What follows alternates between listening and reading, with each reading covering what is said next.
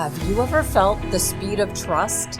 It's the shortest route to results, and the one thing that affects everything else you're doing. It's a performance multiplier, which takes your trajectory upwards for every activity you engage in, from strategy to execution. I felt the speed of trust from the moment I asked our next guest if he would come on the podcast, knowing full well that he hasn't spoken on a podcast or radio show since around 2014. But I know that when trust is high, communication is easy, instant, and effective. Welcome back to the Neuroscience Meets Social and Emotional Learning podcast for episode number 207. I'm Andrea Samadi, author and educator from Toronto, Canada, now in Arizona, and today's guest is someone I've mentioned often on this podcast. For returning guests, you'll be able to figure it out quickly. For those who are new, welcome. This episode is very special to me in many ways, not just with the fact that I consider myself beyond lucky to have had this opportunity to have met some of the world's most influential people at a time in my life, in my late 20s, when this influence was important for the direction that I would take that would land me exactly where I am now, all these years later. While listening to today's episode, my hope is that this story inspires you in some way to take action with whatever it is you're working on, as I take you on a trip that goes back over 20 years ago with the lessons learned along the way highlighted, so you can see how some of the top influencers in the world have faced challenge, had doubts, fears, and worries, and even unthinkably difficult life challenges that they've all had to overcome, just like you and me. What was unique with this opportunity that I had while working in the speaking industry in the late 90s is that I was driven to keep in touch with many of the speakers who came in over the years, as you can see from this podcast. And this platform allows us all to continue to learn and grow from them with what author Jack Canfield would call inspired action that I'll cover in a minute. Today's guest I know we can all learn from, which is why I knew I had to ask him to share his experience on the podcast. If you think back to our final episode of the Think and Grow Rich book series, which was episode 196 that we launched 2022 with, we opened with a quote from Bob Proctor, who said, "You can't just think and grow rich, you've got to do something with those thoughts." And it reminded me of meeting some of those global leaders around 20 years ago, including our guest today, Greg Link, and that knowledge is power, but without action, it's useless. And it's got to be inspired action as well that comes from the heart. The seminar where I met Greg Link was a pivotal one, and we'll talk about this in the interview when Steve Jobs says that you can't connect the dots looking forward, only looking back. It was here that I met Mark Victor Hansen, who co-authored the Chicken Soup for the Soul series with Jack Canfield, presidential historian Doug Weed from episode 187, and many others, including celebrities like Melanie Griffith and world-class athletes who came in to speak. I met today's guest, Greg Link, in the lobby of the Ritz-Carlton in Pasadena as he introduced me to his good friend Stedman Graham, the longtime partner of Oprah Winfrey, at the very beginning of this event. I remember at the time I had just started to write my first book that would be published quite a few years later. And when I met Stedman and saw that he had just written a book for teens, I remember that feeling of, oh no, I've missed the boat on this topic. But the message I would receive loud and clear this weekend from the speakers was quite the opposite. I could still hear Doug Weed shouting out at the audience in an attempt to motivate action from them when he said, "Get up and do something," with this booming voice. And I wrote down, "Move forward with publishing this book idea." What shocks me to the core, looking back and reading my notes from this event, is that I had written Doug's age beside his name 21 years ago. Doug Weed was 54. I'm turning 51 this year, and if you heard episode number 187, you'll know that Doug passed away unexpectedly last year at the age of 75. I don't know how old you are, but I do know that whatever age you are, there's no such thing as missing the boat with whatever it is that you're meant to do. If that's not a huge motivator, I don't know what is. Remember, you can't connect the dots looking forward, only looking back. Everything I needed for success in my entire lifetime was right in front of me that weekend. They were all standing a shoulder's length away from me. If you were standing next to someone who could possibly change the course of your life, would you see it? After I recorded our top 10 episodes of all time, I got this strange feeling to ask Greg Link if he would come on as a guest. I mentioned taking inspired action at the beginning of this episode and recognized that this was one of those moments when I sent a message to Greg, but I hesitated. Why was I afraid to ask him to do this? He's always been there, ready to help when I've asked him in the past. He did an incredible testimonial for our work in 2013 after those days of working in the seminar industry, and he even wrote a back of the book endorsement for The Secret for Teens. I hesitated because I knew he'd been off the grid for some time, but I asked him anyway. That's what Jack Canfield, who partnered with Mark Victor Hansen for the Chicken Soup for the Soul series, would call taking inspired action. I learned from Jack Canfield that those flashes of insight that we get to reach out to someone are so important to listen to. I'm excited to see what this inspired action will uncover. And I know that whatever it is that you take away from these secrets to success, from someone who's not only worked with, but partnered with the late Dr. Stephen Covey, my hopes are that it inspires you to move forward and take the inspired action you need to move forward in the direction of your goals. Let's meet Greg Link. Welcome, Greg Link, all the way from Sedona, Arizona. Look at that beautiful backdrop that's real, right? Look at that. It's real. And it's raining, unfortunately. Well, actually, fortunately, because if it were normally as sunny as it is, we probably couldn't do it. Yeah, no, that's good. And I love the mountains. There's something magical about the mountains. And so I'm just thrilled that you chose to sit outside today. Thank you so much for joining me today. I'm actually standing because Bob Proctor, I watched you and Bob, and Bob stood, and I thought, hey, that's a great idea. I thought so too. That was so professional. I was like dying. And well, I'm far from trying to be professional. Well, this is so good, Greg. It's so good to see you. Thank you so much for doing this. Good to see you, Andrea.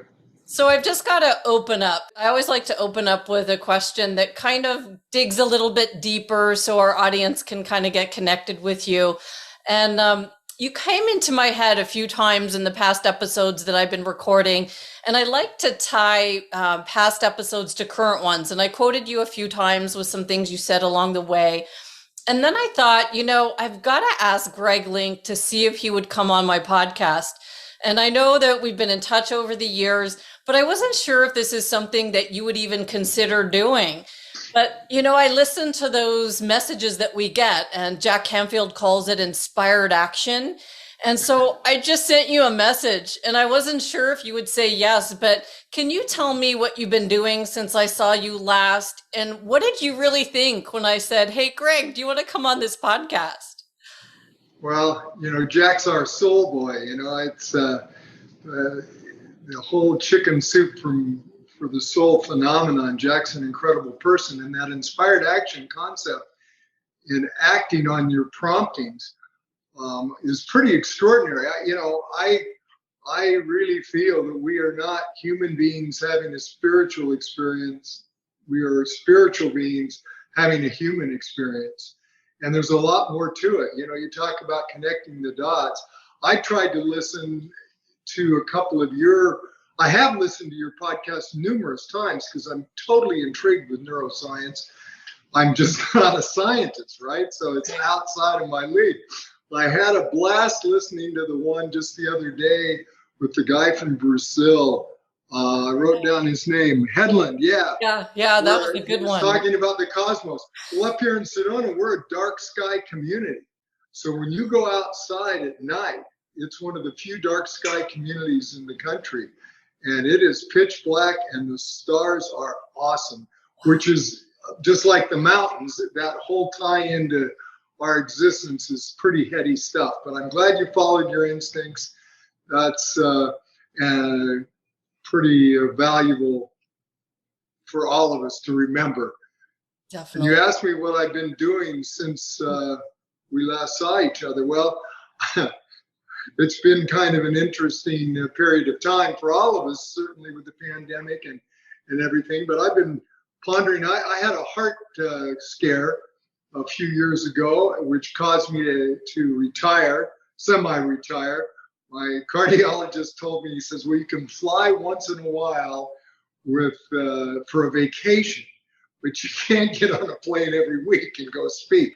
Wow. So I kind of enjoyed this morning, and thank you for having me do this, because I got that little energy rush that you get when you've got a speech to give.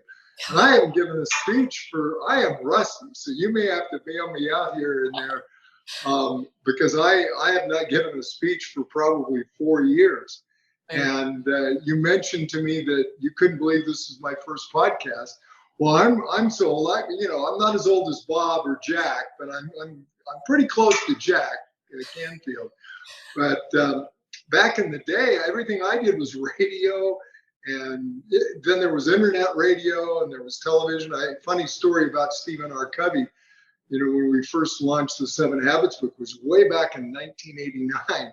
When we do television shows, they used to bring in a makeup artist to dust his head so that the studio lights didn't reflect. Oh, he's bald. So, anyway, so podcasts are great. Doing this on an iPhone and this is just, it doesn't get better than this. So thanks for having me, Andrea. Oh, one other comment about the nature of your podcast, the Neuroscience Meets Social and Emotional Learning, or whatever. As I thought about that since we talked last week and looked at, there's just so many connections that I'm hopefully going to gracefully make, acknowledging the fact that I know nothing about neuroscience. I've read Deutsch's work, The Brain That Changes Itself, and many others. And my wife's very conversant in it. She studied Daniel Siegelman's. Siegel. Yep. Siegel. Yep. Daniel Siegel. I get he and Martin Sullivan mixed up. But anyway, she studied all his stuff, and it's fascinating. Mindsight is really heady stuff. Okay, well, anyway, so I was trying to anticipate and imagine what your audience is. I'm used to trying to connect my messages to the audience, and I imagine you got people, because of the nature of we've got educators, we've got corporate people, we've got scientists, we've got students, we've got all sorts. So I'm hoping that some of the leaps I make, and I'll guarantee I'll make a bunch of unsubstantiated leaps for you scientists, and it's going to be up to you to email Andrea and tell her where I'm right or wrong on the science part. Well, it's funny, Greg, because when I came to see you, that was another inspired action. I don't often email people and say, hey, could I come to your house and see you? Like that, I don't know where that came from, but I listened to that. You were doing your book. You were working on your book, I think. Exactly. And I was going in the direction of neuroscience. And like you, I did not have the background. I'm a former educator. And then this teacher said, you've got to add neuroscience in order for me to use your work in the schools. And so I'm like, I got to go see Greg. And I sat there and I thought, is this the right direction? I remember your wife was in the background and she had been studying it. And she said, yes, go that direction. And I thought, okay, this is it. I'm going to do this direction. But I didn't know either. This was not my field, but I think we've made some significant. There are more connections. There are more connections than we can even wrap our heads around. Right. Hopefully, we'll talk about it. Go ahead, Guy. Yeah. Now we're going to get into where your career began. So, how exactly did you come to meet and partner with Dr. Stephen Covey? And I know you've told me the story, but looking back, like Steve Jobs' incredible commencement address at Stanford, what dots were connected? Well, the dot connecting is just profound as heck, but he also said you got to trust your gut, which gets back to your inspired action. Yeah. Your gut told you to come talk to me or call me or whatever. So there's a lot of communication that happens. The other talk or podcast that you did that was really profound was Dr. John Leaf.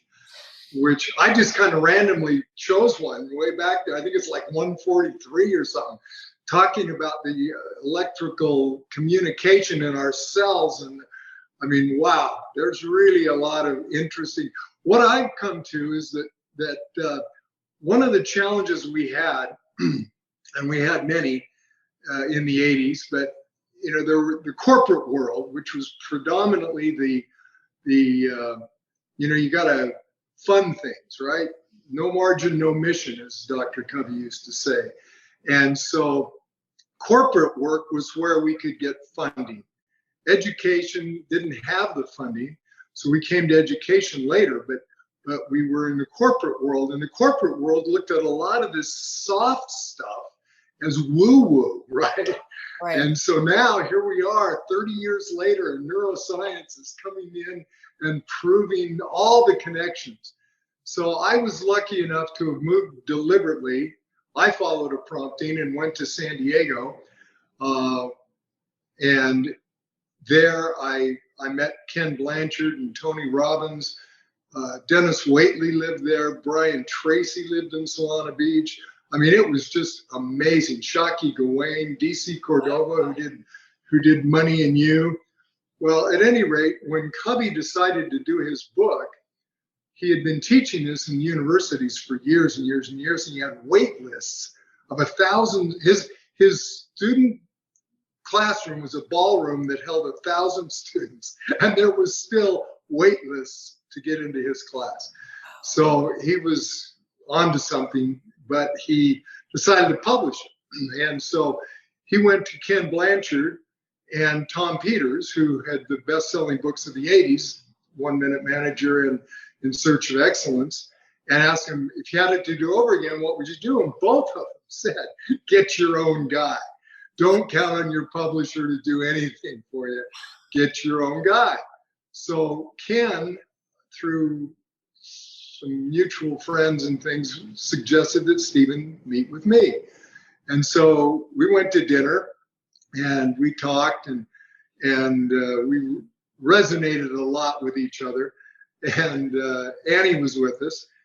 Anyway, long story short, he wanted me to come work for him in Utah. And I'm a Colorado boy. I've done my quota of snow.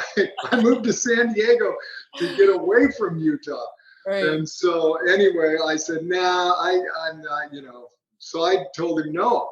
Talk about not following your gut. I felt uncomfortable pushing that away, that opportunity away. Well, my sweet wife, Annie, who's a lot more in tune, she's a full-on empath. She calls Stephen and says, listen, I know Greg doesn't want to go to work for you. However, I want to know if I can learn the 7 habits and teach it here in the community in San Diego. So he invited her to Sundance, which was our Train the Trainer program in Sundance, Utah, Robert Redford's ski resort. And so she's in a class.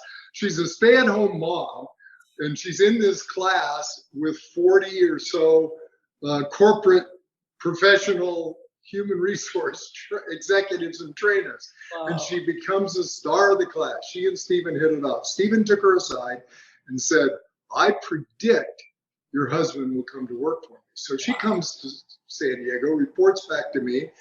And the next time Stephen came to San Diego for a speech, I went and listened to him. And I went up after the speech and I said, what part of no do you not understand?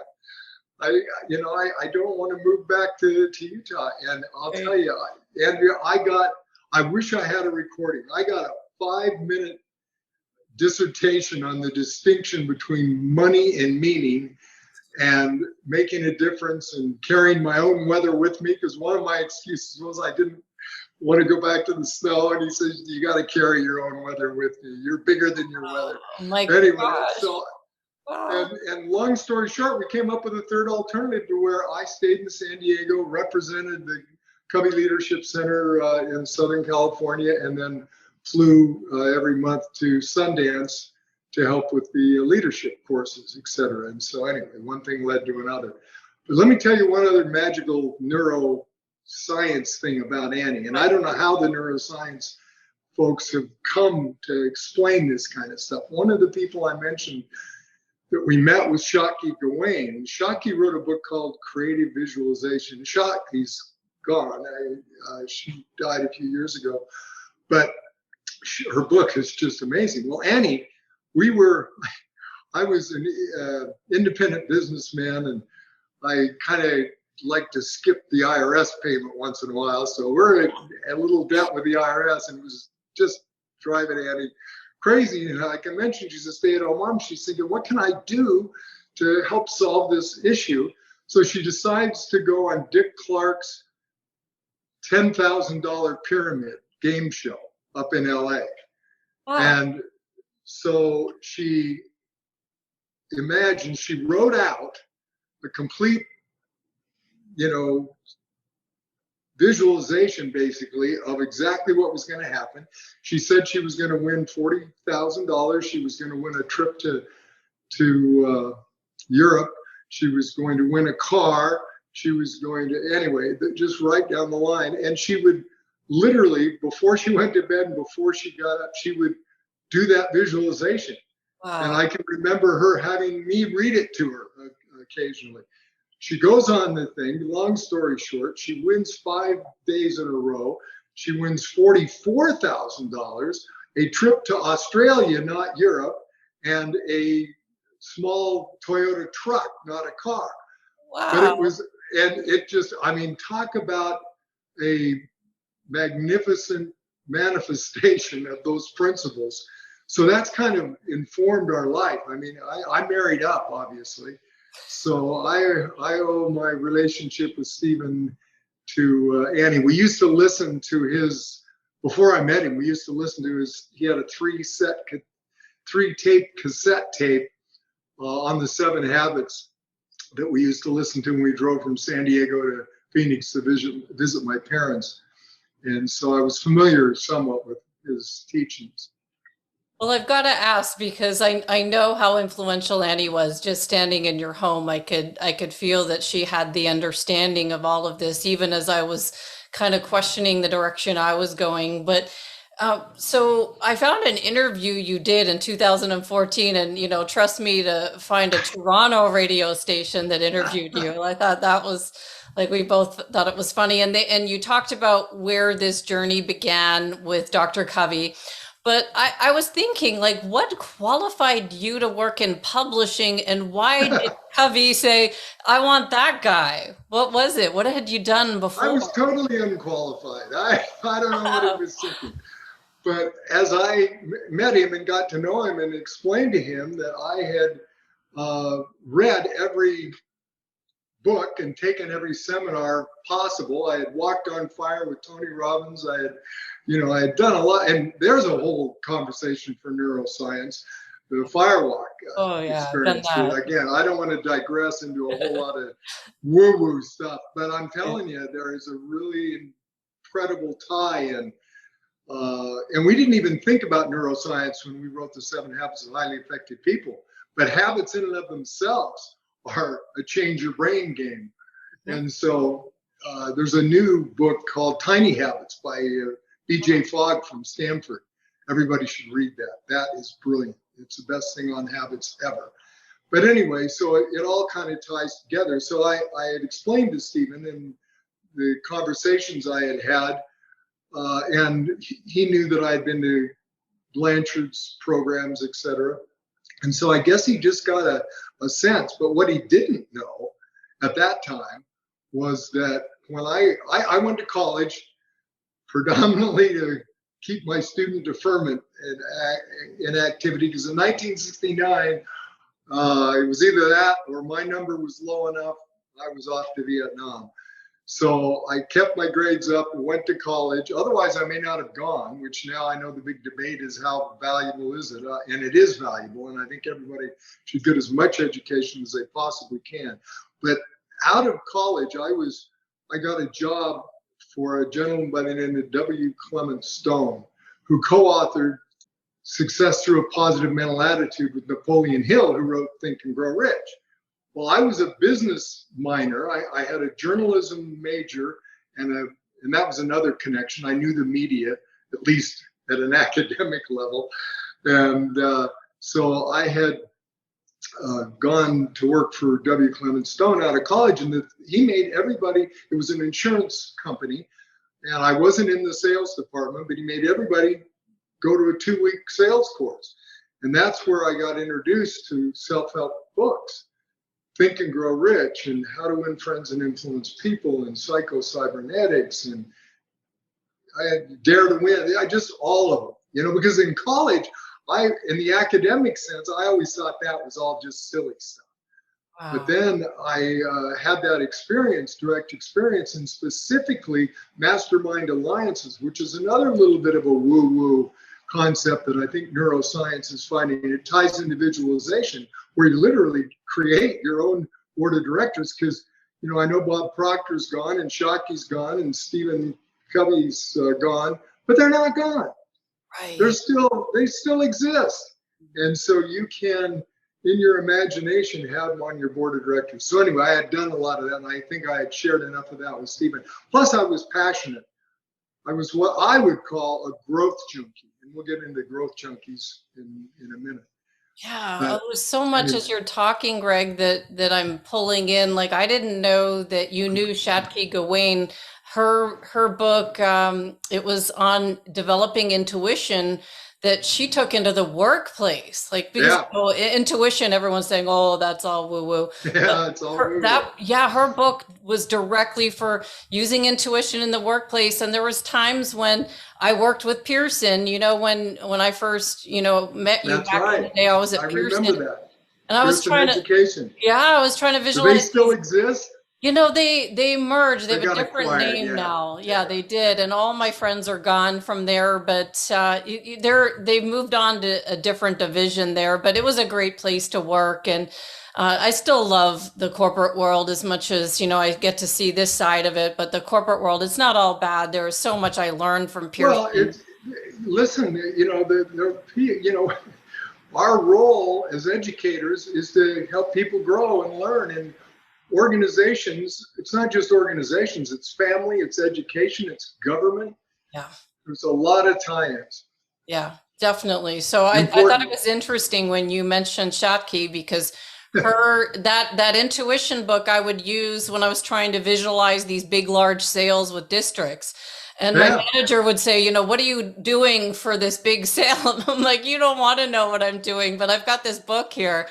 And, trying to bring in this stuff to the corporate world, I was always the crazy one. But, now it's come into our schools, like tapping. They're using tapping, when you tap for reducing stress, all this stuff.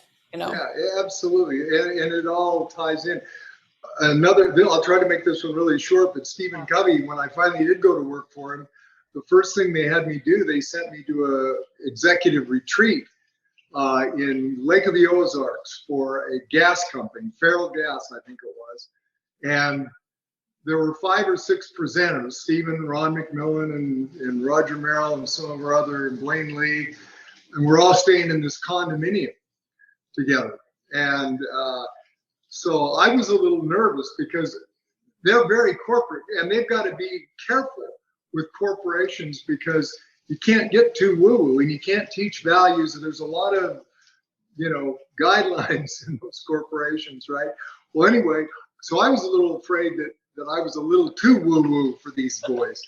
And Stephen, I hear this, I'm sitting in the living room in the dark, meditating, and I hear somebody leading someone over the telephone in a visualization exercise. Wow. And I go in the kitchen, and here's Stephen Covey laying on the floor on the phone with Sean Covey, who wrote 7 Habits for Highly Effective Teens, who was then the quarterback of Brigham Young University, who was about to play Air Force the next day.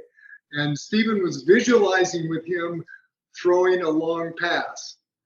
The next day, he threw the longest pass in BYU history. Oh my longest completion against Air Force.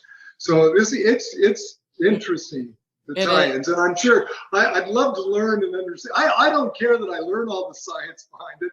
I just love that there is science and that it's not just magic. Yeah, because I got beat up, Greg, when I tried to take my book into the schools. I'll bet you did. But I would never have known. I would never would have gotten this route if this one educator didn't say, "Well, you go this route, and I'll listen to you." So Yeah, that's that's kind of good. where it went. Well, But you're on the leading edge. I mean, honestly, I really am really feeling good, and it'll be interesting your reaction to some of the connections I made as I thought about this over the weekend. yeah, I could keep going with so many different tangents. And my next question is kind of a two-part question.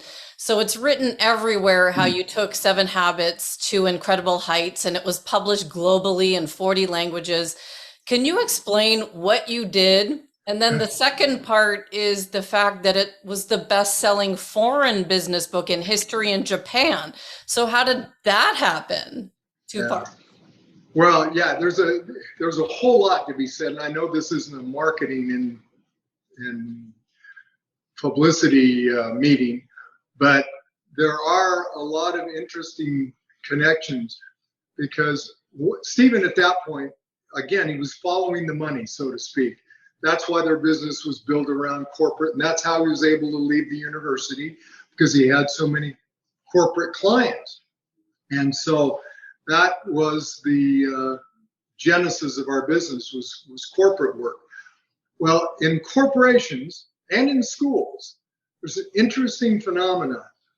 The students, the recipients of the lectures, etc., are mandated to be there.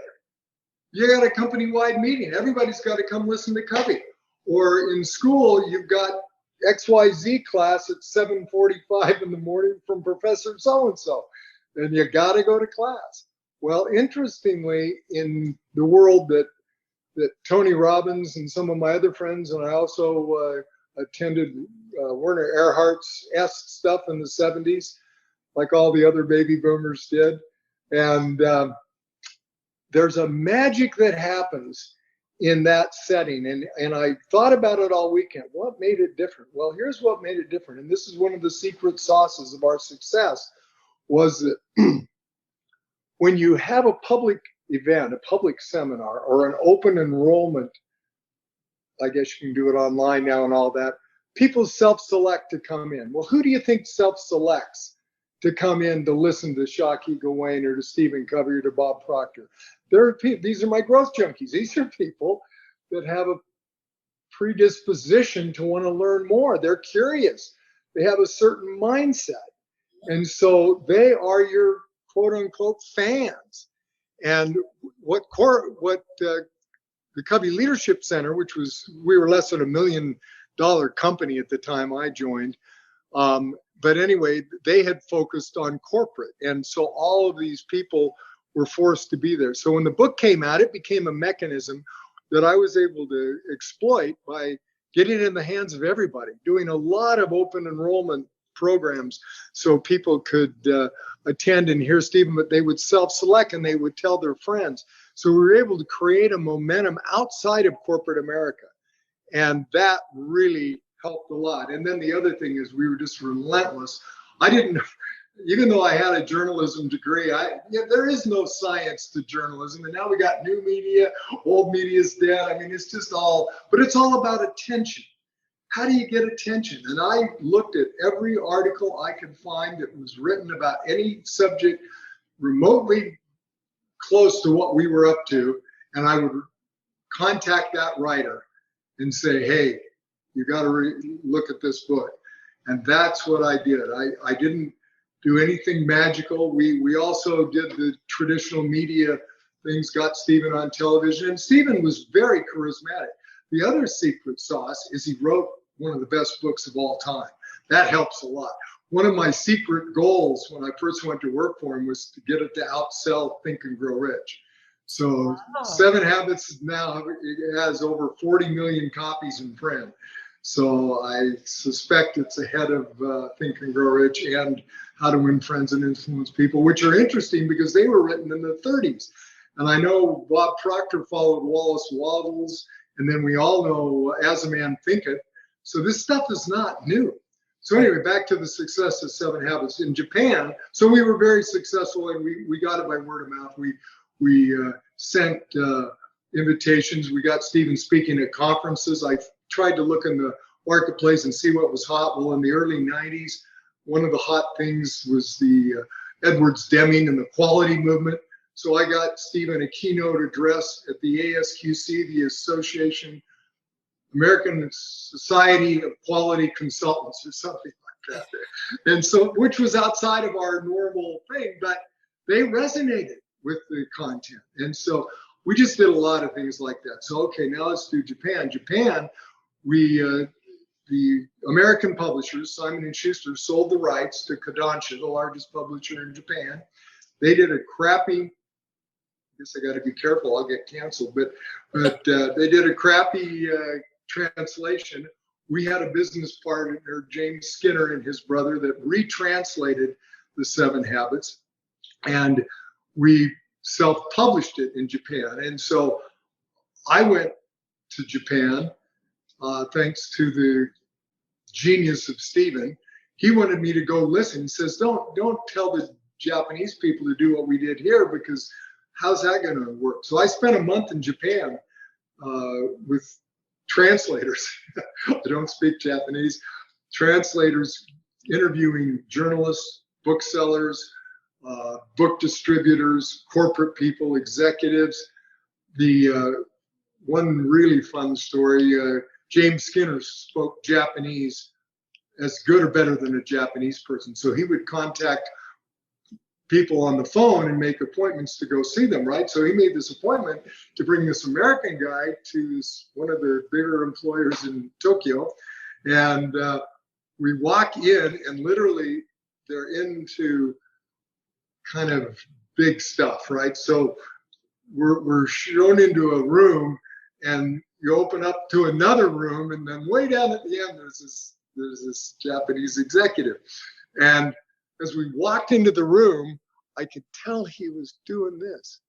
He was trying to look over our shoulder to see where the Japanese guy that he talked on the phone to was. He did not know that James was an American. He couldn't tell. His Japanese was that good. So that was kind of fun.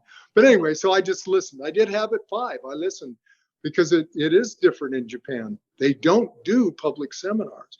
That was another secret sauce, at least in the 80s. I'm sure they do now. But back then they're very conservative. They don't ask questions. If you do a lecture in Japan, and I've done several, and open up for questions, you're done. There's no questions? There's no questions. Oh, wow.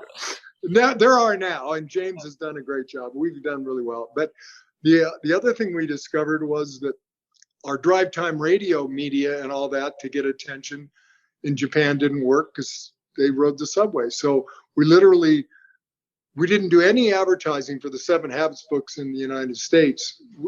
That was not part of our formula. And in Japan, that's where we spent all of our attention, was subway advertising in Tokyo, because everybody rode the subway. So subway advertising and introducing them to public seminars, and that magic gestalt that happens in a group setting. That's how it happened. Oh, this is so interesting, Greg. And it kind of makes me remember, my next question here makes me remember when I came to see you, and I had, this book that I wanted to take into the schools, and you asked me, you said, well, what are the concepts that you're trying to get? And I think you were trying to get me to simplify it. So, when you looked at the 7 Habits, how did you get Dr. Covey to simplify his habits and make them easier for people to understand, like you were trying to do with me? And you called him your recovering academic. Why was that? Well, yeah, he was a professor, and he had really good stuff, and he'd been teaching, and he was really good. I didn't have anything to add. He was a genius. He did the sequential learning process and the 7 habits and the 6 conditions of this. And, so he was really into codifying, if you will, the content, but he had a tendency to make it a little bit too complex. And I can't take full credit. My partner in crime was Sandra Covey, his wife. She was constantly telling, "Oh, Stephen, just tell him. Just tell him what, just get to the point." And then Bob Asahina, our original editor at Simon & Schuster, did a good job, because Stephen, because of the sequential learning process, before he got to the habits, he would teach you all the founding principles. So there was paradigms, and there's just a lot of stuff before we get to habit one. Baba Sahina, he says, well, my job as the editor is to represent the reader. And they're buying a book called The 7 Habits of Highly Effective People. They don't want to get to habit one in the middle of the book. Wow, So he helped us streamline it a lot. But yeah, Stephen, again, because he's a Harvard, anyway, there's just, in the beginning of writing the first drafts of the 7 Habits, we were kind of writing to the Harvard professors, I think. And once Stephen, but he got criticized for it, my advice and others, and Sandra's advice, because we simplified it to the point where all the professors in the 80s and 90s called it pop psychology.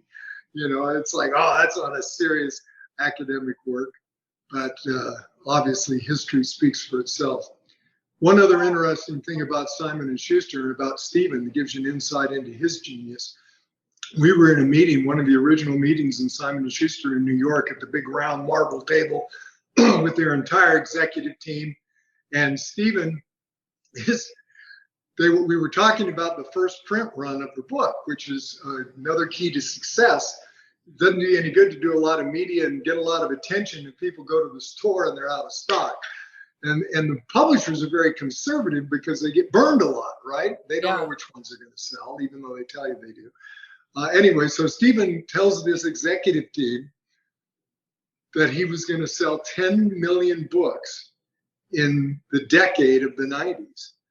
Okay. Andrea, you could have heard a pin drop. Wow.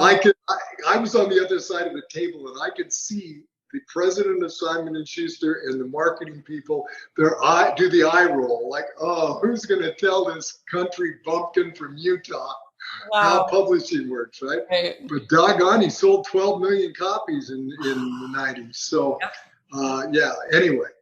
Yep, he made it, you all made it simple, and I love the framework. I think that's a whole other area. You even said something to me that stuck, because I was trying to go to the teen market with these concepts, which is a whole other thing. It's not an easy thing to do. But you said, remember that commercial from the 80s with that kid eating the cereal? Does Mikey like it? Does Mikey like it? Yeah. Yeah, and that was the whole point. You're like, if you can get the kids to like it, then you'll get the traction, because you can't go in and try and teach these concepts. The kids are going to roll their eyes, which is what happens to my kids, until they hear their friend saying, go. Look what we're doing. We're buying these crystals and hanging them in our room for good energy. I'm like, come on, I've been doing that since before you were born.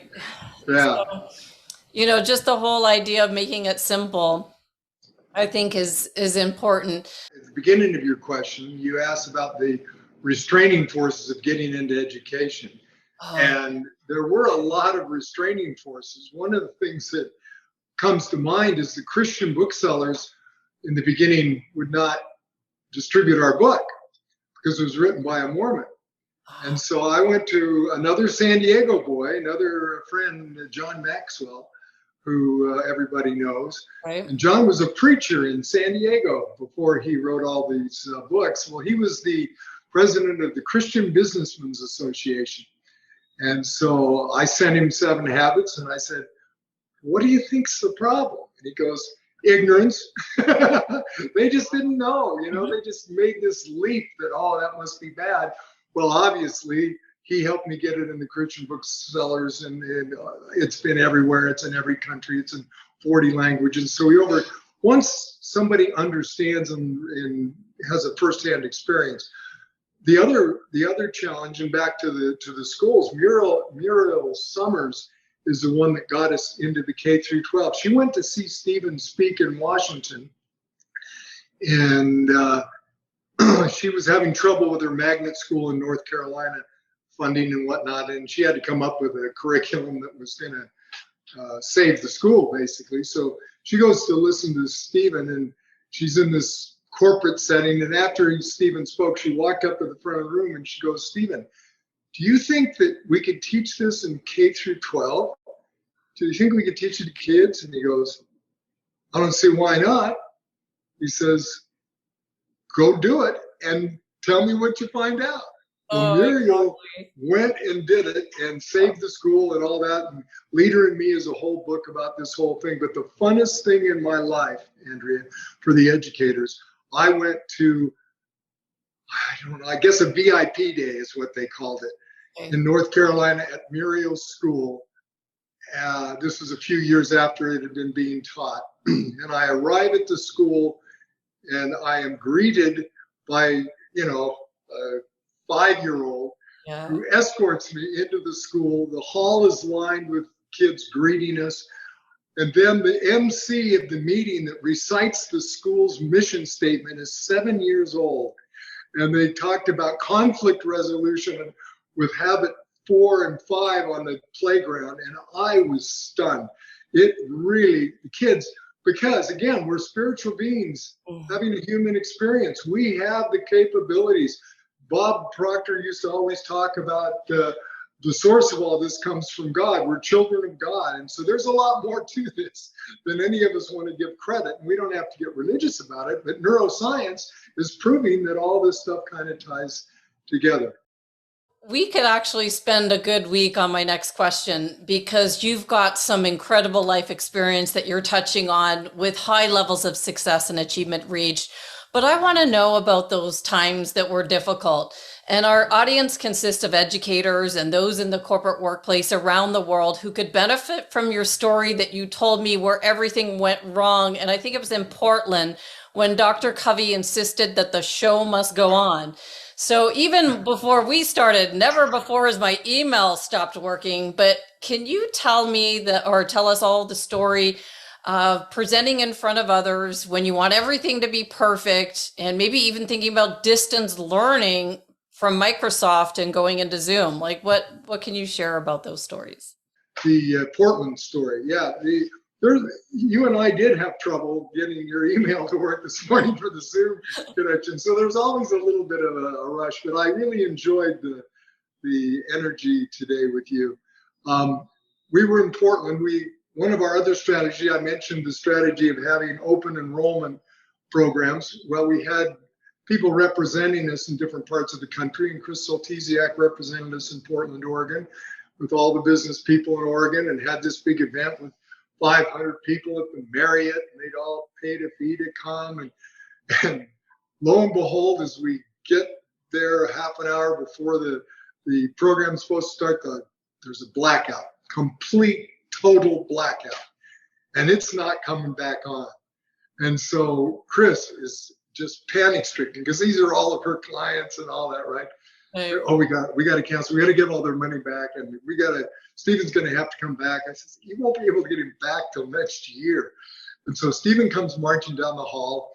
I said, we've had a power outage, and so there will be no lights. And he goes, let's go. Show must go on. And he went in, and the manager found a flashlight, emergency flashlight, that they could at least illuminate Stephen, kind of. But basically, nobody could take notes, Andrea. They couldn't see a thing. They couldn't see their hand in front of their face. And we got more positive responses. Very few people attend a program. You've done a lot, and you don't get as many comments as you'd like on your podcast. Most people are what the digital natives, what my Gen Z grandkids call lurkers.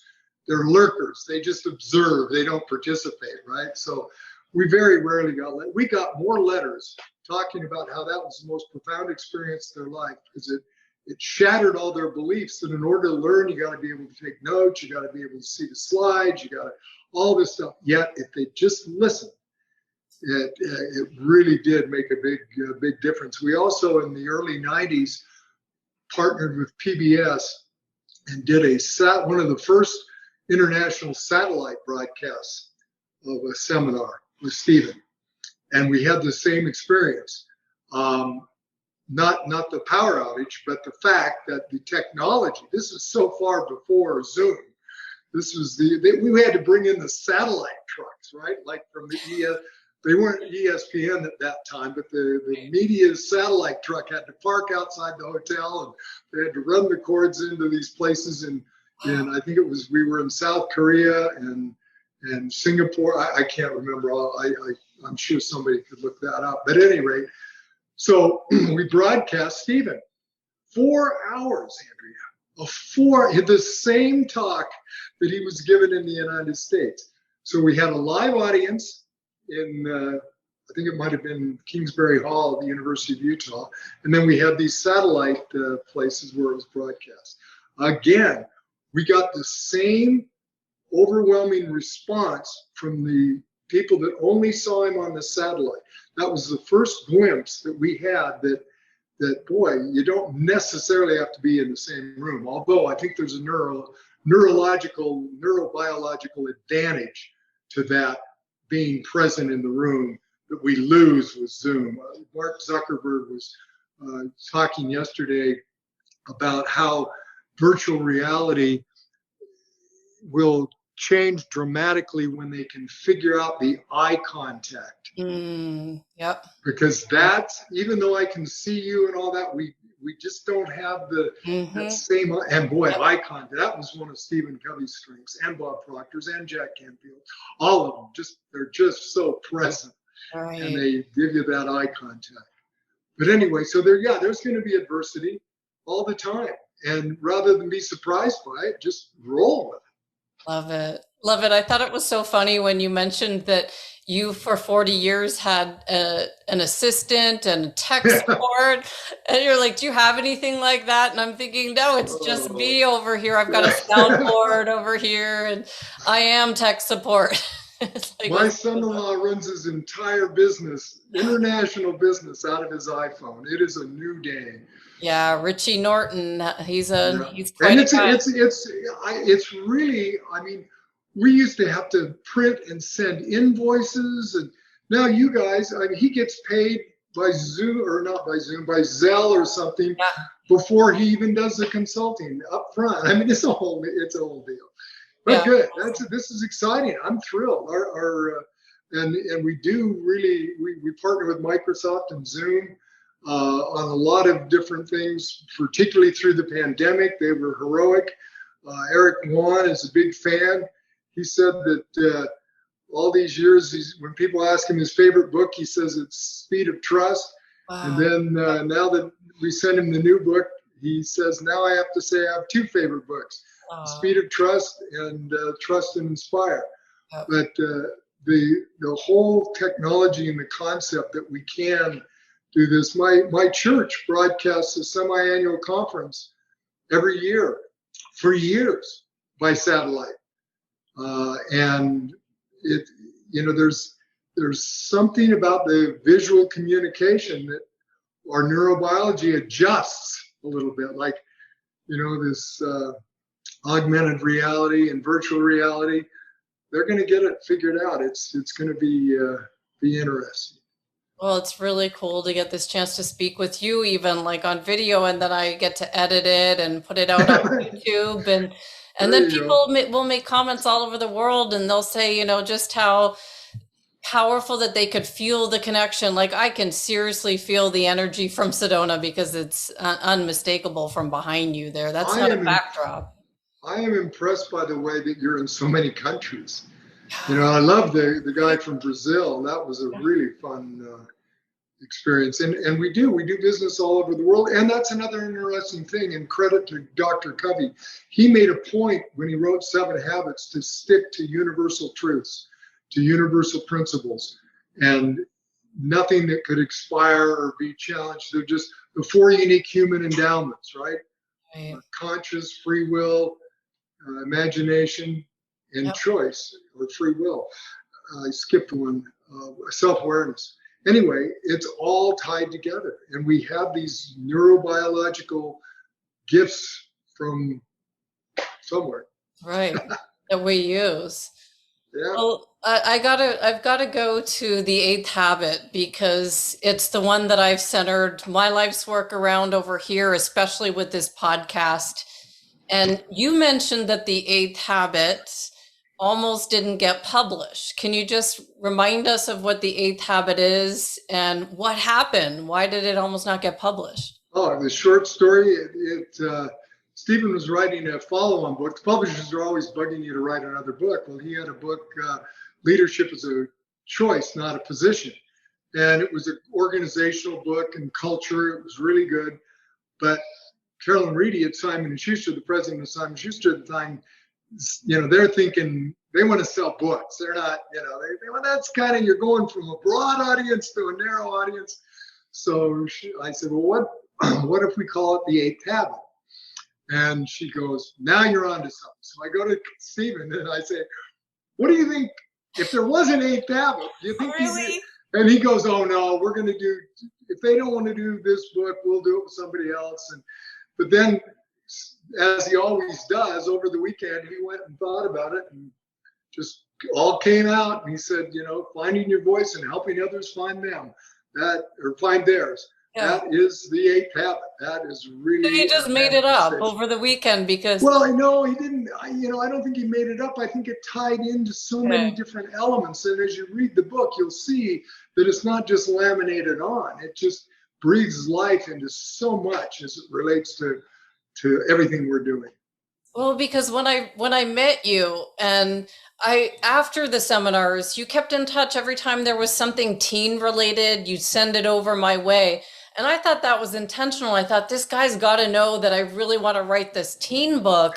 And then I thought, looking back and connecting the dots, I thought maybe he's helping me find my voice, and maybe you're doing the habit. I don't know. Well, hey, no, that's true. I mean, you can't learn all this stuff without, and this is what's so beautiful about the podcast.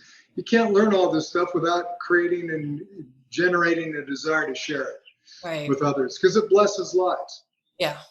Definitely. Well, that just brings me back to my next question. When, even before that, what's your favorite habit, Greg? And what do you find yourself working on the most? You talk about it all the time. Yeah, my favorite habit is habit 2, and that's begin with the end in mind. You gotta. I'm more left brain. Annie's more right brain, and so I got to have a target. Right? So I got to look at the horizon and say, here's our plan. The Japanese have 50-year plans, which is a little bit beyond, it's beyond my lifespan. So I don't get that. That is a little weird about being this age, and you no longer can have a 20, 30-year plan and with any credibility.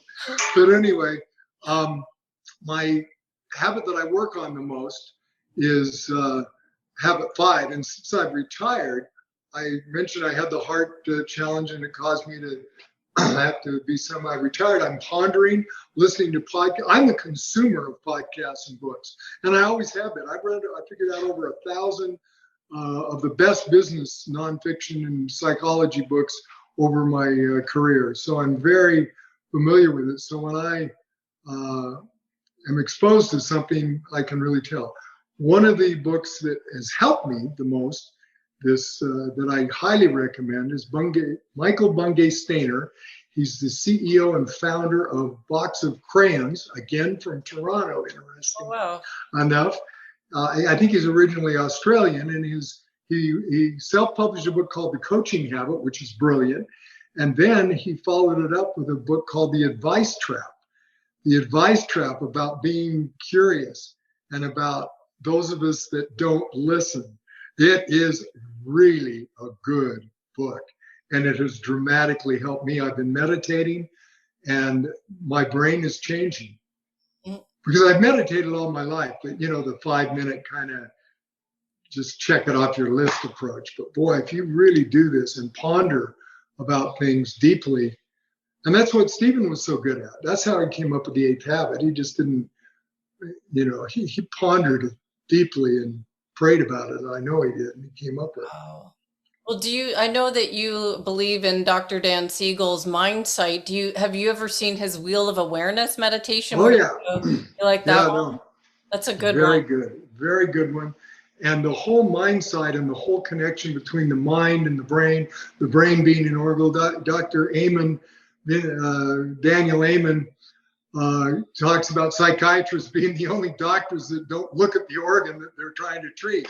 Right. And so he does brain scans, and the fact that they're able to scan and validate, it's just validating a lot of the woo-woo assumptions It's pretty incredible. And the whole concept of mind sight, where your whole body, and this is why I like the cellular guy, Dr. Leaf, the fact that there's electrical stuff happening that's communicating between our cells, and so that our whole neurological system is our mind, not just the organ called the brain. So there's some really extraordinary stuff. Interestingly, my heart problem is electrical. It's not plumbing, as they say. I don't have clogged arteries. You can't do stents. My doctor performed a heart surgery on me a couple of years ago, which is working, and he basically scarred my heart so the electrical impulses didn't get hung up or something. I don't know. Anyway, so again, electrical, we are energy. We are beings of light and energy.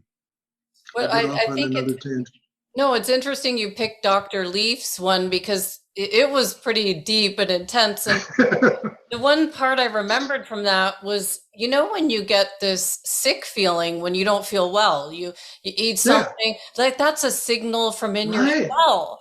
Exactly. To you. You got to listen to these feelings. I thought, wow, that's like, I didn't know, I know that, but now he's showed us how it's a part of our body telling us something that we have to listen to. Yeah. Amazing. Well, that's the other magic of my experience with the Habit 5, learning to listen to myself, pondering. Really, really good. Yeah. So if we can go back to around 2002, when you came in to consult with Bob Proctor, and I forgot that Mark Victor Hansen was there. And as you were talking, I kind of now know why you'd be connected to Mark Victor with your connection with Clement Stone. And he was always talking about Clement Stone. And so now I kind of see why they probably brought you in together for those 3% Club seminars. And it was around the same time Doug Weed came in. And I remember meeting you in the lobby of the Ritz-Carlton. It was I called remember that back then. Pasadena. Yeah, it's called something else now. But you introduced me to Stedman Graham, and he had just written a book for teens. What do you remember about those days and working with the seminar industry leaders? And what about other work you did with Tony Robbins and Werner Erhard? Well, everybody thought that there was some magical secret sauce that I could help them with. Yep, right? I remember. Because we were so successful. Well, there really isn't, So they had this 3% Club concept, and they were just bringing in a bunch of different speakers. Mm-hmm. They hired numerous speakers to speak on the stage, and they were really ahead of their time. They were trying to get a subscription service, what we call today a subscription service, to where you became a member of the 3% Club. And I said, well, that's all great, and all these wonderful speakers will attract a crowd. But if you really want to add value, you, Bob Proctor, and Mark need to tie it all together. And it needs to be more about you. They were trying to kind of throw it over the wall and not have to spend the effort themselves. And so they did, and that helped a lot. And there were a number of things to be learned. But yeah, I mentioned Werner Erhard before. I cut my teeth on the S training. I remember I was an assistant at a 6-day S, which is now called the Forum. And one of the exercises was a ropes course. And so as an assistant with no experience, my job was to tie the halter on these people that are going to rappel off a cliff. Oh, yeah. And the mantra for the seminar was, you got to be present. You got to do everything you're doing as if lives were at stake. This takes us back to Steve Jobs when he said, what if you lived every day as if it were your last, right? But in the seminar, you did it as if lives were at stake. And then with Tony, I did the first few Date with Destinies in the living room of his Del Mar Castle in Del Mar. I lived in Solana Beach, and walked on fire with him. One thing I will say, again, neuroscientifically, there's got to be a lot of things your experts could observe about this. I went to a program in Orange County. I'd say there were 350 people in the room. Tony walks on stage, asked them, how many are here to walk on fire? Out of 300 and some people, there were less than 20 that raised their hand. Wow. By the end of the night, Andrea, in 3 hours time, meanwhile, you look out the window and you see them burning the logs down and all that, getting ready. By the end of the night, there were only 7 out of 320 that didn't walk on fire, and they had medical conditions. Oh, wow. And that's why they didn't do it. So that's the power of persuasion, neuroplasticity, change their minds, paradigm shift. It's really interesting stuff. So I didn't really have any secret stuff for Bob and Mark. I gave them a few ideas about what we had experienced, but what I do remember telling everybody what was our secret sauce was this whole distinction of a captive audience. People that self-select to participate in something are going to learn 10 times more and be much more inclined to share the information. See, that was the other secret sauce for 7 Habits. Stephen, as an educator, had a thing that he learned from Walter Gong, who was a guest lecturer at Harvard in the 50s when Covey was there. Stephen had 3-person teaching in the 7 Habits. If you've read it, you'll remember that. He says, if you want to learn something, take some notes and then go teach it to somebody else. And you got to think before you listen to a lecture, who am I going to teach this to? And you'll take different notes if you literally think you're going to go share it with your spouse or your son or your daughter or whatever. So it's really, people will share things more if they've had a visceral kind of experience. And I think that's the key to a lot of the success of 7 Habits. Well, I remember all the buzz of bringing you in. They thought that you were going to solve all their problems, and then Yeah. I think you showed them that they had to actually step in, lean in a little bit more, and share their secrets and their contacts. And that's what they started saying. We'll share our Rolodex with you. Back then it was Rolodex, and give Back you the in the day. contacts. And that's when they realized they had to participate. That you had to be playing an active role in helping people, lend the hand. Well, there needs to be the threads. We talk about connecting all the dots. There's a whole lot of knowledge and a whole lot of nuance in all these different programs and books and whatever. And you've got to figure out ways to get those threads back to something that's meaningful to you. And that's the only way you're going to be able to remember it. And then I think that just like we didn't know this when we did 7 Habits, but I really believe the whole concept of forming a habit is a neurological pathway in the brain that's reinforced. So, just to kind of bring this into where you are now, we've talked a lot about your book with Stephen M.R. Covey, Smart Trust. And what was it that led you to create a book on trust in the first place? What did you think was so important about this? Well, our first book was Speed of Trust. And the experience you and I are having in this webinar is the speed of trust. Because we had a trusting relationship that went back years, it was easier for me to say, because I've been asked to do podcasts and speeches. I've been turning them down for the last 4 years. But anyway, it's the speed of trust. So what we observed that led us to this Speed of Trust book was that we've been blessed to do business in 40 countries or now 100 countries all over the world. And we were looking for behavior traits. The original subtitle to the 7 Habits book was Restoring the Character Ethic. Stephen's big point in 7 Habits was contrasting the character ethic and the personality ethic. And so when we did all the business in these other countries, we were trying to ask, what are the successful people doing? What's the common threads? We're back to threads and following the dots. We discovered that there were 13 behaviors common to high trust leaders all over the world, regardless of the country. So that's the gist of the book. Speed of Trust is the 13 behaviors of high trust people. And again, behaviors, neuroplasticity and all that ties together. When you do the behaviors, it changes everything. When you change your paradigm, you change your behavior. So there's that, and then Speed of Trust, Smart Trust came because it was one of the 13 behaviors, but people, there's a paradox. is it blind trust? We're going to get ripped off if we trust people. We're paranoid. Well, there's smart trust, which you've got distrust, where you distrust everybody and you can't get anything done. Or you got blind trust, where you're so gullible, you get in trouble. Well, the third alternative, and that's that book predominantly, is smart trust, that you are smart about it. You do your homework and you do it intelligently. And I won't go into any more teach about that. Oh, so then I just saw that it's coming out next month.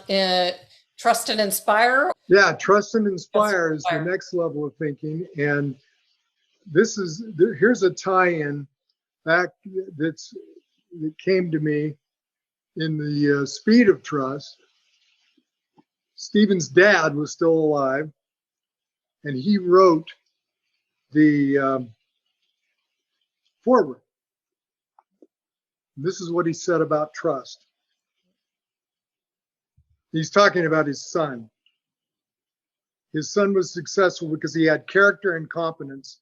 Stephen was trusted. He extended trust to others.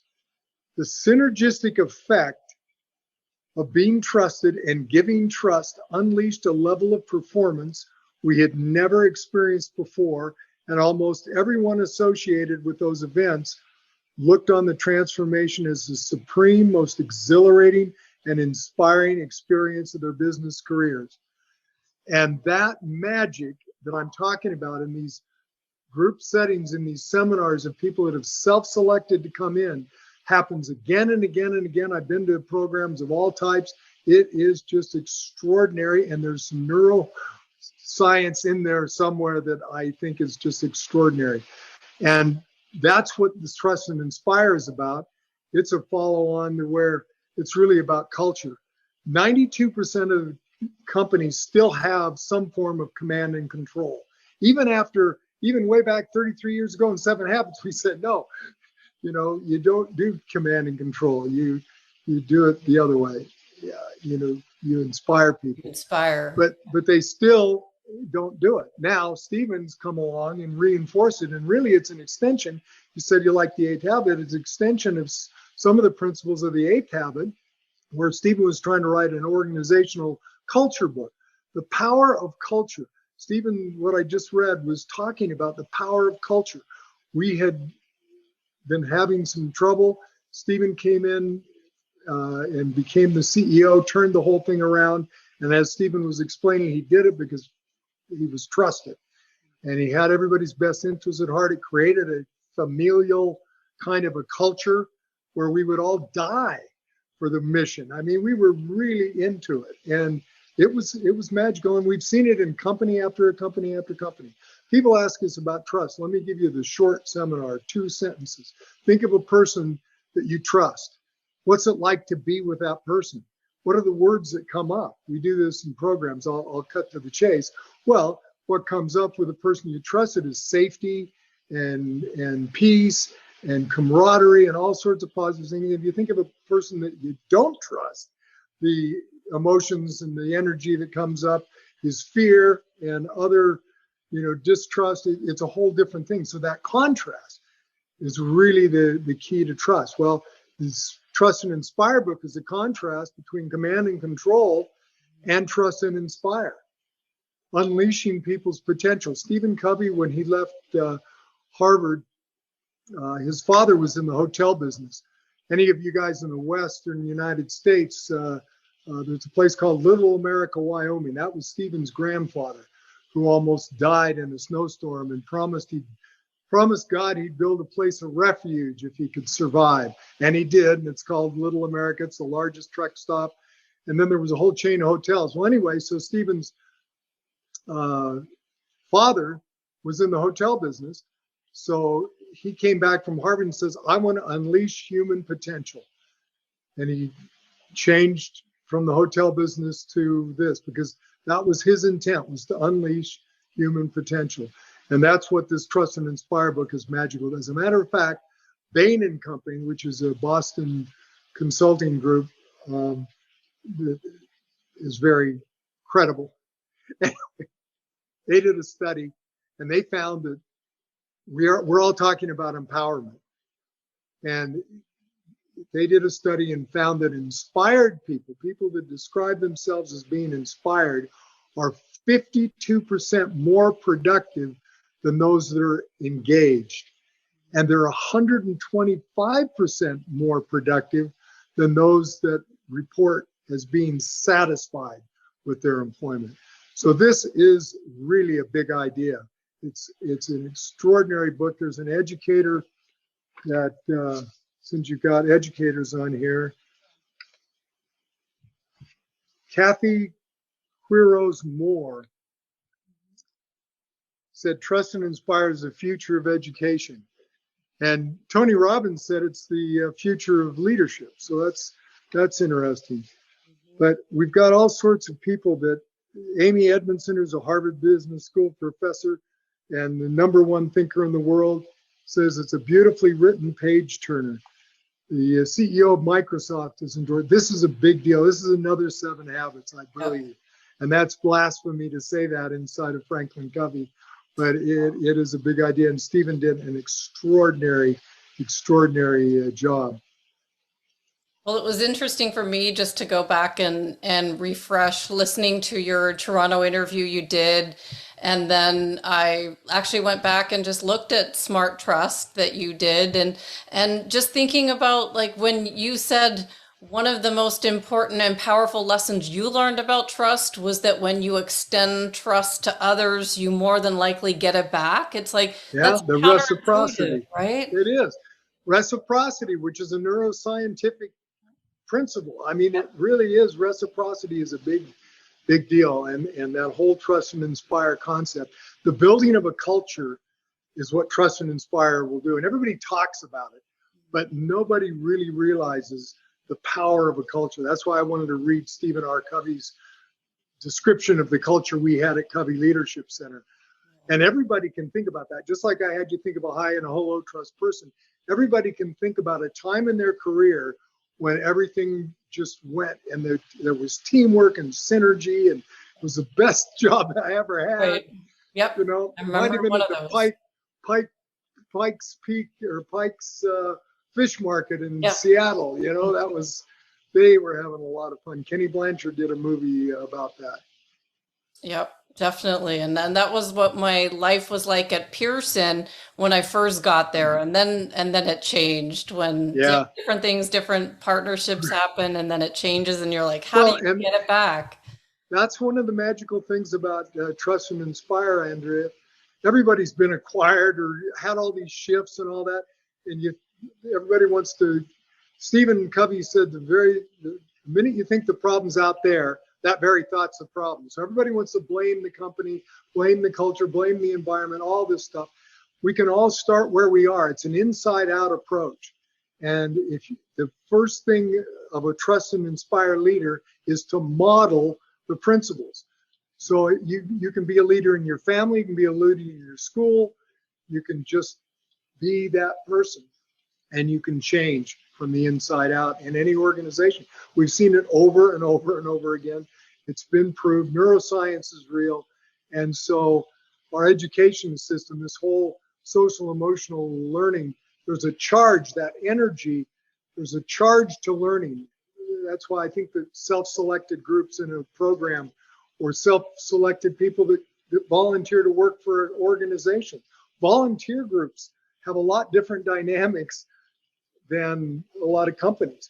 But inside companies, you can have volunteers to volunteer for a project.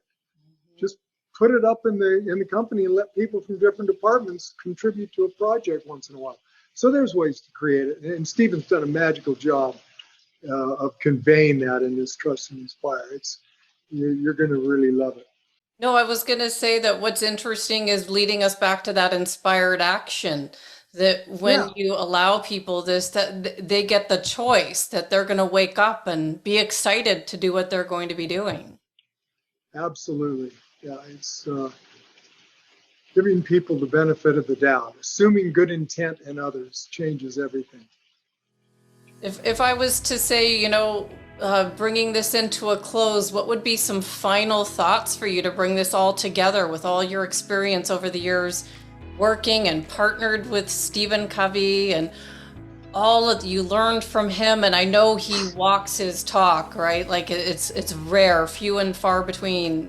Do you see this in the seminar industry? Well, and the ones that do are the ones that have the influence. I don't know if any of your people have seen the Netflix "I Am Not Your Guru." That's Tony Robbins, and it's a glimpse inside of an event that I know Tony's got a lot of people. We've done a lot of seminars. There's still probably a high percentage of the population that have never been to any of these kind of seminars, but they can glimpse it in that Netflix thing, and it's very real. The one thing I would leave everybody with is read. Stephen challenged me to read a book a week, and that's why I know I've read over 1,000 books, and it really is. And ponder. What I'm learning now that I've got a little more time, that not just reading, but pondering, contemplating, trying to connect those dots, those threads back to how is this meaningful to me? And it really does make a difference. There's a thing I wanted to say about Stephen. Jim Collins, who wrote Good to Great, had this to say about Stephen, because I mentioned Bob and Stephen still exist. We're not dead. He said, "No person lasts forever, but books and ideas can endure. Stephen R. Covey's life is done, but his work is not. It continues right here in this book, as alive today as when it was first written." And that's true of seminars and programs and podcasts. You mentioned you wanted to leave a legacy. You're doing it. Thank you. Greg, I want to thank you so much for your time today, for sharing your secrets that only you would know from working with some of these leaders in this industry. I'm so grateful we met all those years ago, and that you took an interest in helping me along the way to find my voice and then help others find theirs. And when you came to me with some ideas, I thought, I've got to take action. Like Doug Lee said, get up and do something. I wrote down that, I circled it. And then when I contacted you to write a testimonial for the back of the book for Secret for Teens Revealed, I was listening to all those inspired action signals that my body was telling me do something. So I'm so grateful for, it was such a quantum leap I don't know if you would remember where I was back in the day before you met me as a school teacher in Toronto. Yeah, in Toronto, right. It's a huge leap from where I am today, the life that I was taught how to carve out, and I believed in all these principles. So I just want to thank you so much for your help, the ideas and support that you gave me along the way. And I'm looking forward to Trust and Inspire coming out and continuing to learn more from you as we move forward. Thanks so much. You are one of these growth junkies, Andrea, that has optimized your human potential. And it really is a big idea. You asked about legacy. The other legacy, even if everybody says write a book, write a journal. I'm horrible at journaling. But if people will just start to compile their list of the 20 or so books that changed their life, and think about and ponder it and write it down, and just leave that book list with your commentary to your progenitors, you can pass along the baton in a meaningful way. Oh, that's good. That's a great way to end. Thank you so much for this podcast, Greg. Thank you. Good to talk to you. Thanks, too. everybody. Some final thoughts before we close out this episode that's far from over. My mind was blown while editing this episode, as Greg mentioned so many book titles that I do plan on creating a map of this episode in the future with his suggested book titles to guide us along the way. I do highly suggest grabbing this next book, Trust and Inspire, and taking on Dr. Covey's challenge of reading a book a week like Greg has done over his career. His final challenge of writing out the top 20 books that have changed your life with your commentary is something that I'll definitely do in the future, and I hope that this episode has inspired you to take some sort of inspired action in your life. I'll see you next episode.